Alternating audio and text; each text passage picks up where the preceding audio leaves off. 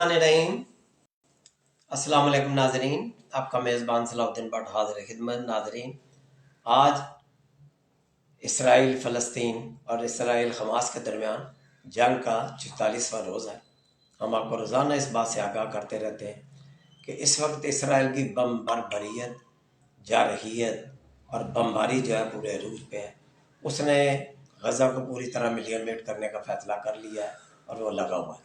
वो कब्रिस्तानों पे भी बमबारी कर रहा है, वो घरों पे भी बमबारी कर रहा है, वो स्कूलों पे भी बमबारी कर रहा है। नाज़रीन, आपको बताएंगे अक़वाम मुत्तहिदा ने वहाँ फ़लस्तीन में स्कूल, गज़ा में स्कूल बना रखे थे, उसने उस पर भी बमबारी की है और जिससे तकरीबन 300 के ज़ायद जो फ़लस्तीनी हैं, बच्चे हैं, ख़वातीन हैं, वो शहीद हो चुकी हैं और इसके अलावा ज़ख्मी भी हैं। तो इस वक्त 14 लाख से ज़ायद जो हैं, जो गज़ा से लोग फ़लस्तीनी जो है नकल मुकानी करने जा रहे हैं, वो उन पर भी बमबारी कर रहा है। नाज़रीन, कैंपों में भी बमबारी हो रही है, हस्पतालों पे भी बमबारी हो रही है। अलकदुस हस्पताल को उसने घेरे में ले लिया और वहाँ जो मरीज़ या उनके लवाकिन पनाह लेवे तो उन पर बमबारी की जा रही है। और वैसे में जहाँ भी वो एक मासूम बच्चे को देखते हैं, इसराइल फौजी वो उस पर फायर कर देते हैं। एक बच्चा शहीद हो गया और एक जो है वो ज़ख्मी है। ये कितनी बर्बरियत है, कितनी बरियत जुल्मियत है। इसके खिलाफ आवाज़ें तो उठ रही हैं, लेकिन इसका कोई तदारक नहीं हो रहा है। मुसलसल इसराइल की बमबारी से आपको मैं बताता चलूँ कि मसाजिद भी शहीद हो गई हैं, चर्चिज भी शहीद हैं। पोप फ्रांसिस हैं, उन्होंने भी फौरी जंग बंदी का मुतालबा किया था, लेकिन उनकी किसी ने बात नहीं सुनी।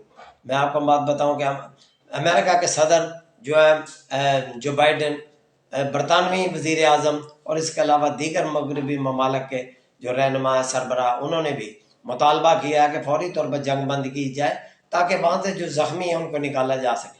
लेकिन इसराइल इस बात पर बज़िद है, वो किसी को निकलने की इजाज़त नहीं दे रहे। इसराइली वज़ीर आज़म ने बरमला कह दिया है, ना इनको खुराक मिलेगी, ना इनको अद्वियात मिलेगी, ना पानी मिलेगा। और अमदादी सामान भी उसने बंद कर दिया।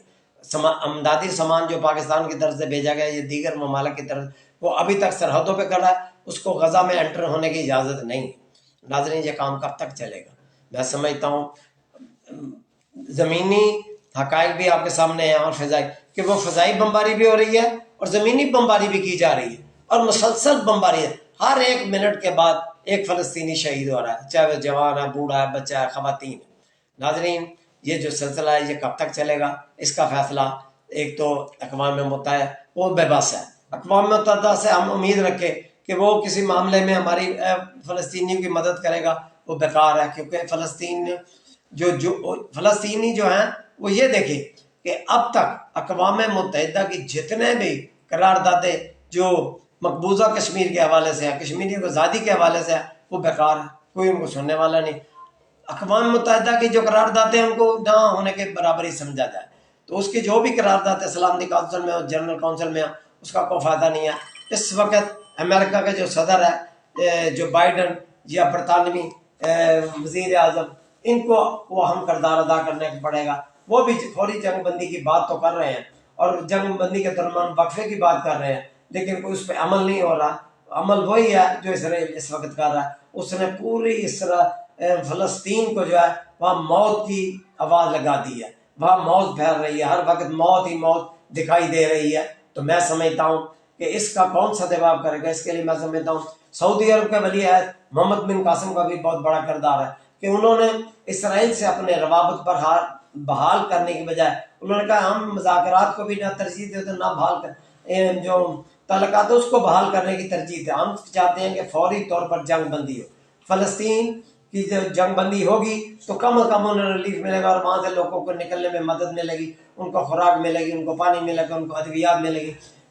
अस्पतालों के बाहर इस वक्त सड़कों पे जो मौत मंडला रही है, वहाँ लाशें जो गौरव कफन पड़ी हैं, उनको दफनाने का भी कोई बंदोबस्त नहीं है। और मरीज भी जो है वो अस्पतालों के बाहर सड़कों पे बैठे हैं, कोई उनका इलाज मुआवजा नहीं हो रहा है। डॉक्टर जो है तकरीबन 4-5 डॉक्टर जो है वो भी शहीद हो चुके हैं। इसके अलावा जो पैरामेडिकल स्टाफ है उसका भी पुरसाने हाल कोई नहीं है। समझता हूँ कि नाजरीन फौरी तौर पर ये जंग बंदी होनी चाहिए। अगर जंग बंदी ना हुई तो मैं समझता हूँ फिर इसका पाकिस्तान समेत पूरे अरब ममालिक OIC और अक़वाम मुत्तहिदा, ईरान, रूस, चीन को इसका मुरतब اس کا کوئی سدیاب باب کرنا پڑے گا اور ایسی حکمت عملی اپنانی پڑے گی کہ جس سے فوری طور پر جنگ بندی ہو۔ ناظرین اس کے علاوہ ہم اب بتائیں کہ پاکستان مسلم لیگ کے قائد میاں نواز شریف جو ہے اس وقت ان کے، میں نے کل بھی کہا تھا کہ ان کے ہاتھ میں جو بھی معاملات ہیں وہ اس ملک کو آگے لے جانے، ملک کی ترقی خوشحالی کے لیے لے جانے کے لیے آئے ہیں۔ تو میں سمجھتا ہوں کہ انہیں اس وقت لوگوں کو، تمام سیاسی جماعتوں کو، چاہے وہ اندر ہیں یا باہر، انہیں سپورٹ کرنا چاہیے۔ اگر وہ ایک نیک نیتی سے آئے ہیں، اگر وہ ملک کو آگے لے جانا چاہتے ہیں، اگر ملک سے دہشت گردی کا خاتمہ چاہتے ہیں، بے روزگاری کا خاتمہ چاہتے ہیں، لاقانونیت کا خاتمہ چاہتے ہیں، مہنگائی کا خاتمہ چاہتے ہیں، پیٹرول کی قیمتیں بھی کم کرنا ہے، ڈالر کی قیمتیں بھی نیچے لانا چاہتے ہیں، تو میں سمجھتا ہوں کہ ان کی سپورٹ کرنا چاہیے، ان کی مدد کرنا، ان کے ساتھ تعاون کرنا چاہیے۔ وہ اس وقت اداروں سے بھی اور سیاسی جماعتوں سے بھی تعاون کے طلبگار ہیں۔ اگر کچھ سیاسی جماعتیں یہ سمجھتی ہیں کہ جی میاں نواز شریف کے آنے سے انہیں لیول پلینگ فیلڈ مل گیا ہے، تو میں سمجھتا ہوں میاں نواز شریف نے تمام سیاسی جماعتوں کو بھی لیول پلینگ فیلڈ کی جو پرچیاں وہ بانٹ دی ہیں۔ بلاول بھٹو زرداری جو کل تک بہت زیادہ مسلم لیگ کے قائد اور مسلم لیگ پہ جو میاں شہباز شریف پر تنقید کر رہے تھے، انہیں اپنے گریبان میں جھانکنا ہوگا کہ جب تم حکومت میں ان کے ساتھ تھے اس وقت ان کی تعریفیں کرنی تھپتے تھے، اس وقت کہتے تھے کہ میاں شہباز شریف جیسا ہم نے وزیر اعظم نہیں دیتا، اس وقت تمہیں مہنگائی یاد نہیں آ رہی تھی، اس وقت بے روزگاری یاد نہیں آ رہی تھی، اس وقت کوئی چیز تمہیں یاد نہیں آئی تھی، اور آج تمہیں وزیر اعظم بننا یاد آ گیا۔ بھائی وزیر اعظم تم نے بننا ہوگا، اس سے کوئی انکار نہیں کر سکتا نہ۔ اگر اس میں اہلیت ہے تو پھر آپ کو مقابلہ کرنا پڑے گا۔ آپ کو میں ایک بات اور بتاتا چلوں، آپ کے والد کو کل انہوں نے ایک بیان دیا ہے کہ مجھے اب یقین ہے کہ پاکستان میں فری اینڈ فیئر الیکشن ہونے جا رہے ہیں۔ یہ اس بات کی یقین دہانی کے بعد میں سمجھنا بلاول بھٹو کو سمجھ جانا چاہیے کہ ان کے ہاتھ میں 2 پرچیاں دے دی گئی ہیں۔ میاں نواز شریف نے جو قومی حکومت بنا رہے ہیں اس میں انہوں نے 2 پرچیاں آصف علی زرداری کو تھما دی، ایک تو آصف علی زرداری کو صدر مملکت کی اور دوسری اس کے بیٹے بلاول بھٹو زرداری کو وزیر خارجہ کی۔ اب یہ 2 پرچیاں ان کے پاس ہیں، 2 پرچیاں میاں نواز شریف کے پاس ہیں، ایک وزیر اعظم کی اور ایک مریم نواز نائب وزیر اعظم، ایک میاں شہباز شریف کی۔ اگر میاں نواز شریف کل ان کی جو اسلام آباد ہائی کورٹ میں العزیزیہ اور ایون فیلڈ میں ریفرنس میں ان کی تاریخ ہے، ان کی سماعت ہونے جا رہی ہے، تو میں سمجھتا ہوں کل انہیں ریلیف مل جائے گا تو پھر وہ انتخابی مہم چلا سکیں۔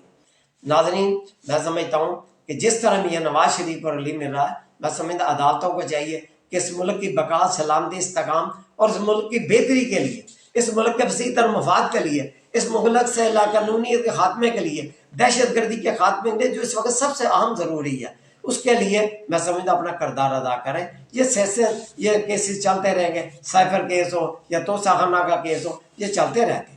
انہیں چاہیے کہ اس وقت جو پابند صلاحیت عمران خان اس کو ریلیف دے تاکہ وہ ملک کے اندر ہی رہے، اس کے نام ECL میں ڈالا ہوا ہے، رہنے دینا چاہیے، کیونکہ اگر حکومت کو خطرہ ہے یا کسی کو خطرہ ہے کہ وہ باہر بات جائے گا تو اس کا نام ECL میں ڈالے، تو اس کو باہر نکالے تاکہ وہ بھی ملک کے لیے، اس ملک سے دہشت گردی کے خاتمے کے لیے، مہنگائی کے خاتمے کے لیے، بے روزگاری کے خاتمے کے لیے وہ بھی کچھ اگر کردار ادا کر سکتا تو اس کو کرنا چاہیے، کیونکہ اس وقت ملک میں جو بھی صورتحال ہے میں سمجھتا ہوں کہ اس میں اس کا بھی کام ہونا چاہیے۔ وہ ایک جماعت کے چیئرمین ہیں، ان کی جماعت جیسے بھی ہے، اگر انہوں نے 9 مئی کا واقعہ کیا، جن لوگوں نے کیا انہیں سزا ملنی چاہیے، جنہوں نے نہیں کیا تو میں سمجھتا ہوں کہ انہیں ریلیف ملنا چاہیے۔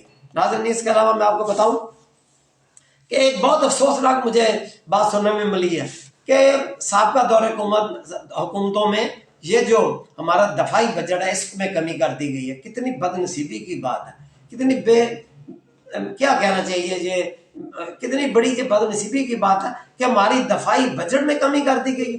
بھائی یہی ہماری بنیاد ہے، بھائی اگر دفاع نہیں ہے تو ہمارا کچھ بھی نہیں، ہم تو دفاع پہ چل رہے ہیں، ہم راتوں کو سکون سے سوتے ہیں، پرسکون زندگی گزار رہے ہیں، آرام سے سکون سے سوتے ہیں، اور جو چارہ ہمارا دفاع کرنے والے ہیں اگر ان کے دفاع میں، اگر ان کے معاملات میں کمی ہوگی، ان کے بجٹ میں کمی ہوگی تو دنیا جو ہے وہ کیا آپ کو مذاق نہیں اڑائے گی؟ دفاعی بجٹ میں کمی کر کے کیا للے تللوں کو، یہ جو نگران حکومتیں آتی ہیں یا دوسری حکومتیں، وہ اپنے للو تللوں کو یہ مال دے رہی ہیں، وہ مال समेट रहे हैं, जो भी कर रहे हैं, लेकिन दफाई बजट में कमी नहीं करनी चाहिए। दफाई बजट तो हमारा वो है कि सरहदों के अंदर भी वो बेचारे जानों की नजराना दे रहे हैं और सरहदों पे भी जानों का नजराना दे रहे हैं। आर्मी चीफ को चाहिए, मैं समझता हूँ सही आसमानी पे इस तरह गौर तो करें कि दफाई बजट में कमी होने की बजाय दफाई बजट में इजाफा होना चाहिए। आप दूसरे ममालिक में देख लें, आपका जो हमसाया इंडिया है उसने अपने दफाई बजट में तकरीबन 750 अरब से ज्यादा जो है दफाई बजट में इजाफा किया है, और हम कमी कर रहे हैं। ये हम कमी किसके वहां पे कर रहे हैं? क्या इराक एजेंटों पे, क्या इंडियन एजेंटों पे, क्या दूसरे मुल्कों के एजेंटों पे वहां पे ये दफाई बजट में कमी कर रहे हैं?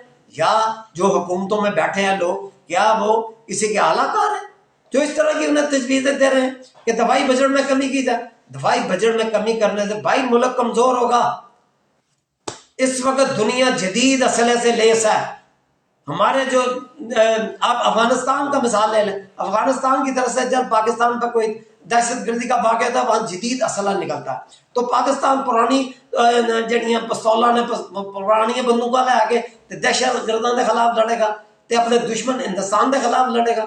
जदीद असले की जरूरत है। मैं समझता हूं कि आने वाले बजट में दफाई बजट में इजाफा होना चाहिए, कमी की बजाय। इसका जो भी इसके खिलाफ है, आपको याद होगा कि पार्लियामेंट में कुछ गुजरा जो खड़े होके उन्होंने बड़ी तनकीद की हमारी हिफाजत पाकिस्तान पे, लेकिन उन्हें सोचना चाहिए कि हम लोगों की जिंदगी जानो माल का तहफ़्फ़ुज़ दफा में है।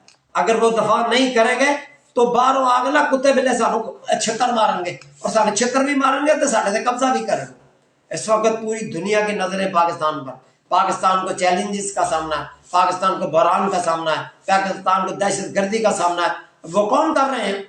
सिर्फ हमारी हिफाजत पाकिस्तान के जवान हैं जो अपनी जानों के नजराने दे रहे हैं, जो इस बात से बेखबर है कि हमारे साथ क्या होना है। हमारे दफाई बजट में कमी कर दी गई है, और बदनसीबी की बात है, बदनसीब हुक्मरान है जो बजट दफाई बजट में कमी करते हैं। उन्हें सोचना चाहिए कि अगर दफाई बजट में इजाफा होगा तो आपका आपका आपका दफा होगा, आपकी लूटमार का दफा होगा। आप तो लूटमार करके भाग जाते हैं, लेकिन दफा यही बेचारे करते हैं। यही हमारे फौजी हैं, यही कानून नाफिज करने वाले अदारे, यही फौजी जवान हैं जो हमारे पुलिस हमारा दफा करती है। तो अगर हम इनका दफाई बजट कम करेंगे तो फिर ये क्या करेंगे? फिर कहेंगे जाके लिया बुला के जिन्होंने।